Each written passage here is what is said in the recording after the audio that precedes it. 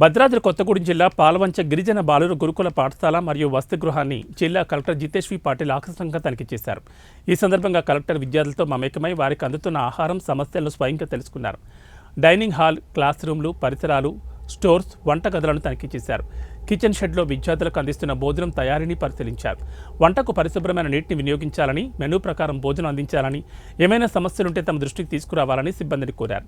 ఈ సందర్భంగా కలెక్టర్ మాట్లాడుతూ భోజనం వండడానికి ముందే ప్రతిరోజు క్రమం తప్పకుండా ఆహార పదార్థాలను క్షుణ్ణంగా తనిఖీ చేయాలని, నాసి రకం, నాణ్యత లేమితో కూడిన పదార్థాలను ఎట్టి పరిస్థితుల్లో వినియోగించకూడదని ఆదేశించారు.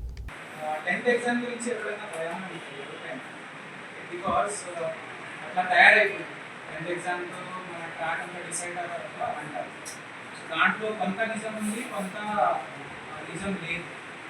బికాస్ 10th ఎగ్జామ్లో మీకు ఎంత మార్క్స్ వస్తాయో దాన్ని బట్టి మీకు 11th and 12th track decide అవుతుంది కదా. కొంతమంది బైపీసీ పెడతారు, ఎంపీసీ పెడతారు, లేదా ఇంకా కామర్స్ సైడ్ పెడతారు, అవునా? సో అవన్నీ మీరు మైండ్ నుంచి తీసేయండి.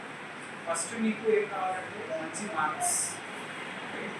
ఏ ఎగ్జామ్ అయినా సరే, 10th అయినా 12th అయినా ఏ ఎగ్జామ్ అయినా సరే, ఫస్ట్ మీరు ఎగ్జామ్లో ఎటువంటి క్వశ్చన్స్ అడుగుతారో దాని గురించి ఎక్కువ ప్రెషర్ తీసుకోకుండా మీ టాపిక్స్లో ఎక్కడ మీకు ల్యాగ్ అవుతుంది దాని మీద ఎక్కువ ఫోకస్ పెట్టండి. 50 రోజులు అంటే ఎక్కువ సమయం లేదు.